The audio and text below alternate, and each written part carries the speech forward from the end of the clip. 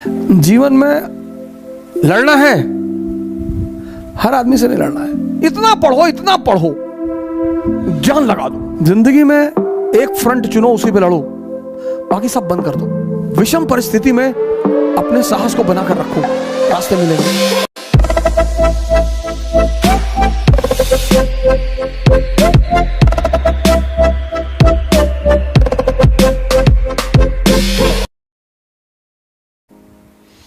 किसी भी घर को अगर महान बनना है,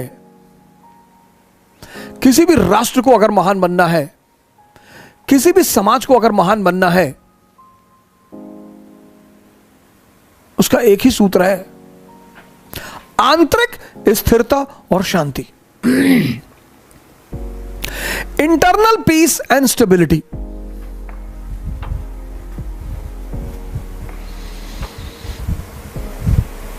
इसलिए जो बहुत समझदार माँ बाप हैं, मिडिल क्लास माँ बाप यूपी बिहार में, उन्होंने अपने बच्चों को बाहर भेज दिया, चाहे खेत बेचना पड़े, क्योंकि वो जानते हैं कि अगर वो वहां घर पे रहेंगे, सामंतवादी इलाके हैं ये, यूपी बिहार सामंतवादी इलाका है, यहां आप खुराफात मत करिए, बदतमीजी मत करिए। यूपी और बिहार में आप दो ही शर्तों पे रह सकते हैं, या तो आपके घर में एक अच्छा सा अपराधी है, 4-5 लोगों का सर काट के लाया है, तो आप आराम से रहेंगे, सुकून से रहेंगे, या आपके घर में कोई सिविल सर्वेंट है या नेता है अच्छे स्तर का, वरना आप नहीं रह पाएंगे। जो लोग कहते हैं भैया हम तो बदतमीजी करते नहीं, फिर हमारे साथ होगी। आप गांव में चले जाइए, एक दिन के लिए गांव बहुत अच्छे हैं, 2 दिन के लिए गांव बहुत अच्छे हैं, तीसरे दिन ना रह पाएंगे। और जिनको शहर की शांति मिल चुकी है, शहर में फ्लैटों में अगल बगल वाले एक दूसरे से बात नहीं करते, कभी कभार once in a blue moon सामने वाला फ्लैट वाला निकल आया, good morning, how are you,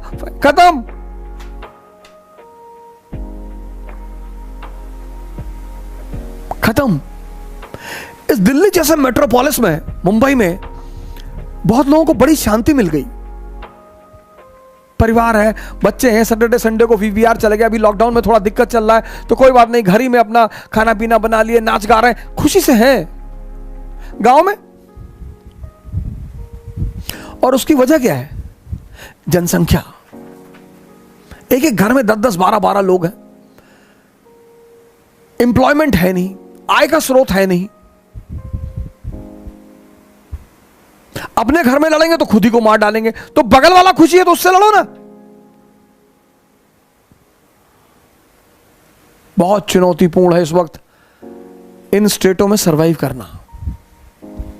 वैसे तो सारी जगह चुनौतीपूर्ण है, यहां परसेंटेज ज्यादा है।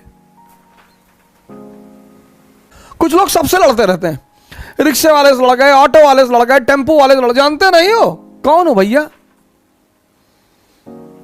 पृथ्वीराज चौहान के खानदान के हो? नहीं, अरे रिक्शा वाला लड़ने की चीज है। मुखर्जी नगर में एक बार मेरा कॉलर पकड़ के उतार दिया रिक्शा वाला। मेरे साथ मेरे मित्र थे बस्ती के प्रेम सुधाकर पांडे, वो कूद पड़े रिक्शे वाले पा रहे। मैंने कहा, बुजुर्ग सा रिक्शे वाला था, मैं फोन पे बात कर रहा था, मेरी पिच वैसे भी थोड़ी सी तेज है, तो एक बार वो मुझे टोक चुका था कि भैया धीरे बोलिए, टेंशन हो रहा, डिस्टर्ब हो रहा है रिक्शा चलाने में। हमने कहा अच्छा भैया, फिर मैं भूल गया, फिर मेरी पिछाई हो गई। वो उतरा, उसने मेरा कॉलर पकड़ा, अरे मैंने कहा भैया, पांडे जी कूद गए। मैंने कहा अरे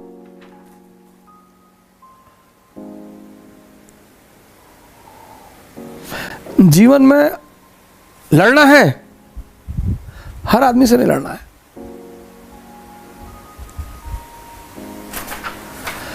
जीवन में लड़ना है, हर आदमी से नहीं। जितने लोग हर आदमी से लड़ते हैं वो भिखमंगे हैं। फेसबुक पे तो कभी कभी मैं देखता हूं लड़ाई होते हुए, अरे बाप, पर्सनल हो जाते लोग, गाली देने लगते हैं, आठ तरी।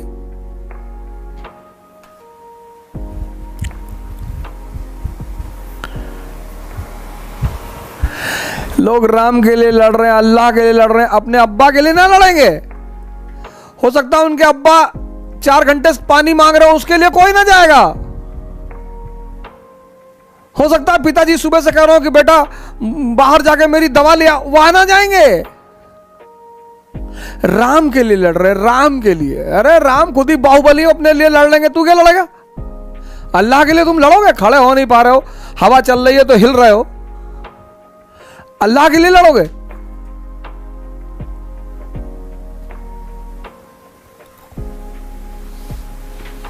पहले अपने लिए लड़ो, खुद के लिए लड़ो। हमेशा उस आदमी से जिससे लड़ने पर 1000 करोड़ का फायदा हो रहा है। बड़ी चीजों के लिए नहीं लड़ोगे तो जिंदगी छोटी छोटी चीजों के लिए लड़ाकर मार डालेगी। हवाई जहाज में बैठना एक सपना हो जाएगा, अमेरिका जाना एक सपना हो जाएगा, नाइक का एयर मैक्स पहनना एक सपना हो जाएगा। लड़ाई तो होगी ही सर, लड़ना तो है सर। जिस दिन लड़ना छोड़ दोगे ना, शरीर से भले ही जिंदा रहो, मर चुके होगे। खाना पीना और शौच करना ये जीना नहीं है, लड़ाई चलती रहना चाहिए।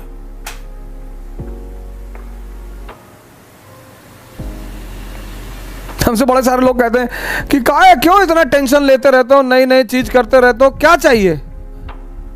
क्यों बता दें क्या चाहिए? तुम सब धन्यभागी हो भाई। आप में से बहुत सारे लोग आईआईटी में हैं, लॉयर हैं, फिर आईएएस की तैयारी शुरू कर देते हैं। आप योद्धा हैं, 10 साल नौकरी करिए, रिजाइन कर दीजिए। 10 साल नौकरी करिए, रिजाइन कर दीजिए। अब अगर देश को बचाना है तो इस देश के ब्यूरोक्रेटों को आगे आना पड़ेगा, वो भी युवा अन्नामलाई जैसे लोगों को आगे आना पड़ेगा। हारना जीतना तो एक अलग चीज है,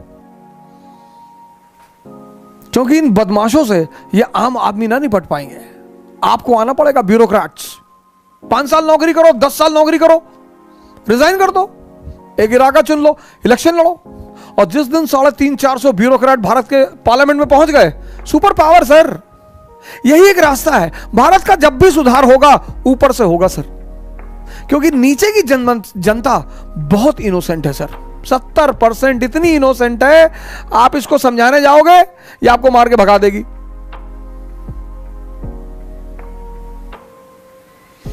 इस देश की 70% जनता इनोसेंट है। उस 70% इनोसेंट जनता को 20% बदतमीजों ने बहका रखा है।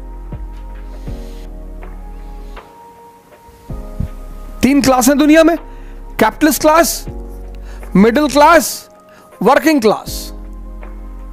Capitalist class, Ambani, clear concept. ऊंचाई पर वही व्यक्ति है जिसके कॉन्सेप्ट क्लियर है, बस। कोई धर्म वर्म की कोई भूमिका नहीं है। जिसके भी कॉन्सेप्ट क्लियर हैं वो अपनी क्षेत्र की ऊंचाई पर है। वो चाहे धर्म का कॉन्सेप्ट हो, चाहे समाज का कॉन्सेप्ट हो, कॉन्सेप्ट क्लियर होना चाहिए। मिडिल क्लास, इसके मिक्स्ड कॉन्सेप्ट है, मिक्स्ड। इससे पूछो शराब पीते हो? नहीं नहीं भैया, नहीं नहीं, ऐसा ही पूछ रहे थे। वो अमेरिका से हमारा एक दोस्त आया था, तो एक लाया था रॉयल एब्सोल्यूट, 40,000 की बोतल आती है। नहीं भैया, कभी कभी पी लेते हैं, होली होली में जैसे कहीं ऐसे कोई बात हो भैया, तो एक आध पैक तो पी लेते हैं भैया, एक आध। नॉनवेज खाते हो? नहीं भैया, अंडा खा लेते हैं कभी कभी, और नॉनवेज तो नहीं खाते भैया। वो जो नॉनवेज का वो होता है, जूस होता है भैया, उसको खा सकते हैं भैया, गोश्त नहीं खाएंगे। ये है middle class. Working class, people without concept. ये जो मजदूर कौन है? जिनके पास जीवन में कोई कॉन्सेप्ट ही नहीं है। मजदूर हैं, 11 बच्चे हैं, 11। पूछो 11 बच्चे तुमको? 11 बच्चे कैसे हो गए? भैया ये भगवान के बच्चे हैं, अच्छा तुम्हारा नाम भगवान है? नहीं नहीं भैया। अच्छा पड़ोसी का नाम भगवान होगा? अरे भैया कैसी बातें कर रहे हैं, अबे तो कौन भगवान? अरे भैया भगवान ये ऊपर, वो नीचे आया।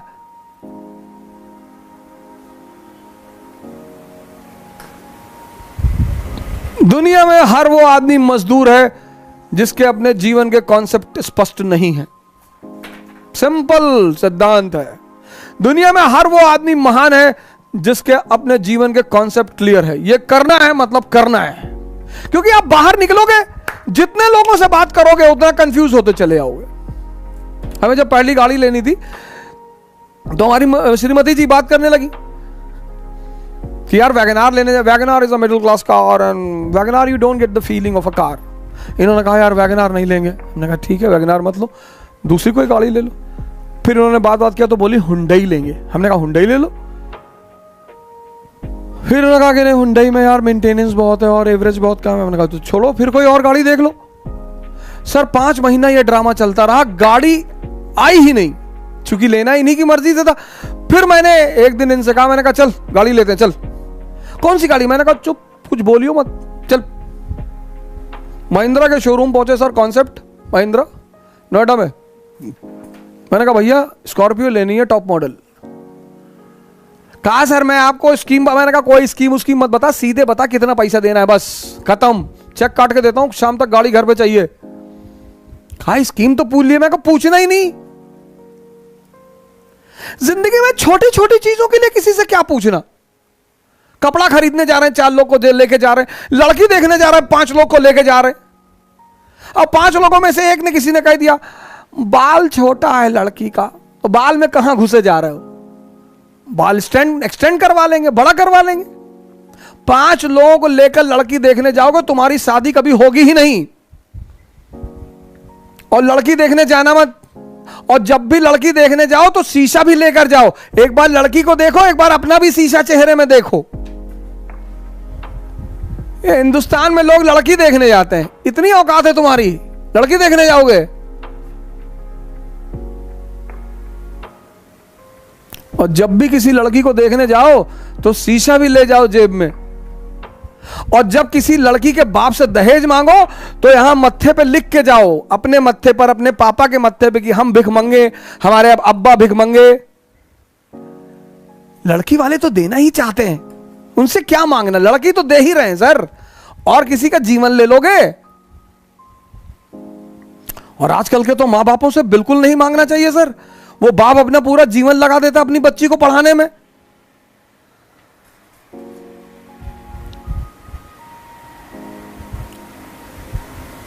और लड़कियों से मैं कहूंगा कि अगर तुम दहेज प्रथा को खत्म करना चाहती हो तो जमकर पढ़ो, सिलेक्शन लो,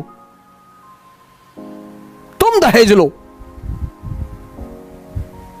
बेरोजगार लड़कों से शादी करो, हाउस हस्बैंड का कॉन्सेप्ट शुरू करो। ये कितना क्या चाहिए इनको लड़कों को? एक पैकेट बड़ी गोल्ड फ्लेक बस महीने में दे दो, 5,000 10,000 रुपए। ये ले, इधर आ, ये ले। है नहीं मालकिन नहीं, हाँ ये ले, ये ले 5,000 रख ले, गोल्ड फ्लेक मंगा लेना, आराम से रहियो, बच्चे को स्कूल छोड़ दिया करो कायदे से। ये मैं लड़कियों से रिक्वेस्ट करता हूं, इतना पढ़ो, इतना पढ़ो, जान लगा दो। तुम्हारी शक्ति ही तुम्हारी सामाजिक स्थिति को बदल सकता। कानून कभी नहीं बदलेगा इस देश में। कानून का सहारा मत लो, अपना सहारा लो। और दुनिया में सबसे ताकतवर चीज कौन? पैसा। खूब कमाओ पैसा, टारगेट बनाओ 2 लाख करोड़, 3 लाख करोड़, नीचे बनाओ ही मत। और ये ड्रामेबाजी मत सुनो लोगों की। हिंदुस्तान में लोग बहुत ड्रामा डायलॉग मारते हैं। पैसा क्या है भाई साहब? हाथ की मैल है, दिखा निकाल के दिखा। खूब पैसा कमाओ, खूब गोल बनाओ पैसा कमाने का। ये लोगों की डायलॉग बाजी में मत जाओ। Peak of materialism is the beginning of spiritualism. अपना हवाई जहाज खरीद लो, कंट्री खरीद लो, आइलैंड खरीद लो। 1 लाख करोड़ का टारगेट बनाओगे तो 1000 करोड़ कमा लोगे ना, ठीक है। जैसे आप प्री देने गए और आप एंशिएंट और मेडिवल इंडिया छोड़ के गए कि यार एक क्वेश्चन आता है, छोड़ो। और जैसे आपने पेपर खोला 27 जून को, 10 अक्टूबर को, पता लगा पहला 50 क्वेश्चन एंशिएंट और मेडिवल इंडिया से। अब 2 बातें होंगी। पहली, आप पैनिक में हो गए, गुस्से में हो गए, पापा ये सब तो पढ़ाया ही नहीं कोचिंग ने यार, वो कहानी सुना दी, ये सब बताया नहीं। और फिर आपने इन्विजिलेटर को एक तमाचा मार दिया खींच के कि 5 मिनट से पानी मांग रहे, दिमाग में पानी नहीं दे रहा हो, और उसने तुम्हारी क्वेश्चन शीट पे लिख दिया कि not allowed for any examination in future. तुम्हारा कैरियर खत्म हो गया। दूसरा चारा क्या है? तुम छत की तरफ ऐसे देख रहे हो और मुस्कुरा रहे हो कि नेता बना के मानोगे, और फिर तुमने 10 रुपए का एक सिक्का निकाला और हेड ऑन टेल AC, और तुम अपना ही नहीं कर रहे हो, दूसरों की मदद भी कर रहे हो। हाँ मार मार मार, 10th क्वेश्चन मराठा मार मार मराठा। वहां एक संभावना है, संभावना, ऐसा होगा नहीं कि तुम्हारा प्री निकल जाए, ऐसा होगा नहीं, लेकिन संभावना है। विषम परिस्थिति में अपने साहस को बनाकर रखो, रास्ते मिलेंगे। जिंदगी में एक फ्रंट चुनो, उसी पे लड़ो, बाकी सब बंद कर दो, सब। देखो ये सब सीख है, इसीलिए पढ़ाया जाता है। राजा बनने की बस एक ही रास्ता है, समझदारी, और समझदारी के विकसित होने का कौन सा रास्ता है? पढ़ाई। पढ़ाई से कोई राजा नहीं बनता। फिर से रिपीट कर रहा हूं, राजा बनने का बस एक ही सिद्धांत है, समझदारी, और समझदारी विकसित करने का एक ही अच्छा तरीका है, पढ़ाई।